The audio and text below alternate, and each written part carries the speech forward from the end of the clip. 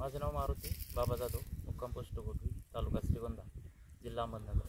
मी कांदा या पिकासाठी केरन टेक्नॉलॉजीचा वापर केला होता. म्हणजे सुरुवातीपासून केला होता. म्हणजे आपण रोप लावतो ना, रोप उपटल्यानंतर ओनिटोन आणि रॅपिडॉनमध्ये बुडून ते लावलं आणि तसंच लावलं पाहिजे प्रत्येक शेतकऱ्यांनी. मी तर असंच म्हणेन, कारण सुरुवातीपासून लावल्यानंतर जी मर होती सुरुवातीच्या काळात, कारण ह्या कांद्याला हा पावसाळी कांदा असतो, त्याला बुरशीजन्य आजार जास्त असते. ज्यावेळेस आपण बुडून लावतो ना, त्यावेळेस त्याच्या रोपात ताकद येते, त्याची पांढरी मुळी चलते.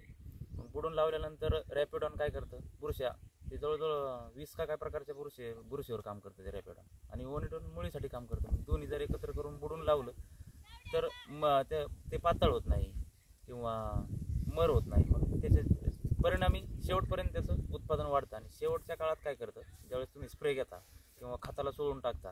आता मी काय केलं, एकरी फक्त एकच गुणी वापरली. केरनमुळे तो एक फायदा झाला माझा.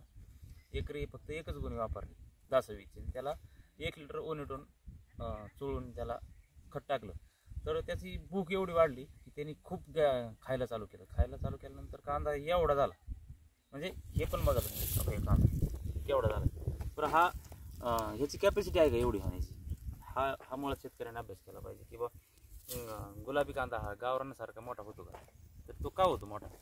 तर त्याचं कारण असं आहे की सुरुवातीपासून ट्रीटमेंट करतो त्यावेळेस त्याची भूक सुरुवातीपासून चांगली राहते. म्हणजे आपण काय म्हणतो, वाळसं मोडत नाही. त्याचं वाळसं नाही मोडलं शेवटपर्यंत.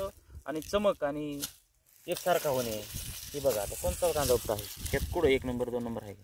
सगळे एकसारखेच आहेत ना कांदे. हा फायदा होतो त्याचा. ह्यासाठी सुरुवातीपासून ट्रीटमेंट केली पाहिजे. मध्ये आधी सगळेच घेत येतो, पण सुरुवातीपासून केली पाहिजे असं माझं म्हणणं. सुरुवातीपासून जोर ह्यासाठी देतो की उत्पादन शेवटला वाढतं. कारण एकरी आपण 100 गुण्याच्या वर कधी ॲव्हरेज काढत नाही. माझं 200 गुणे ॲव्हरेज प्रत्येक वर्षी, ज्यावेळेसपासून वापरायला सुरुवात केली तेव्हापासून. आणि खर्च पण खताचे मी 4-4 गुण्या टाकायचं पहिल्यांदा. मला ज्यावेळेस केरन मार्गदर्शक माधव हिरोसाहेब भेटले ना, त्यावेळेस ते मला एकच गुणी वापरा. त्याला म्हणलं असं कसं करायचं, आता 4-4 गुण्या टाकतो आणि 1 गुणी कसं काय वापरायची? बरं, एका प्लॉटला वापरले मी. सुरुवातीला नाही नुसतं ठेवला मी त्यांच्यावर, कारण एवढं उत्पादन आपण खर्च करायचा आणि एका गोणी वाजून घालवायचं. एका गोणीत जेवढा बदल झाला तेवढा 4-4 गोणी टाकून नाही झाला. म्हणून खताला चोळून पण वापरा आणि सुरुवातीपासून वापरा. हे महत्त्वाचा मुद्दा आहे. सुरुवातीपासून. मध्ये आधी काय नाही उपयोग होत त्याचा. एवढ्या पुरतं चमक मारतं ते, मग परत म्हणतो आपण हे नाराज. तसं नाही, सुरुवातीपासून वापरलं ना तुम्हाला 100% फायदा भेटणार. आणि एकरी 200 गुणी उत्पादन आहे माझं. आणि तरकारी पिकासाठी सुद्धा मी कायम वापरतो. तरकारी माझ्याकडे जरा असते कायम स्वरूपी. आता भेंडी वांग चालू आहे माझं.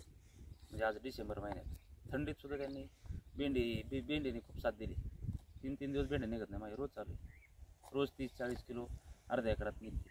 त्याचा बसचा फायदा आहे. ते मुळी चालली की ॲटोमॅटिक प्रकाश संश्लेषण वाढलं ना, ॲटोमॅटिक पुढच्या क्रिया चालत राहते.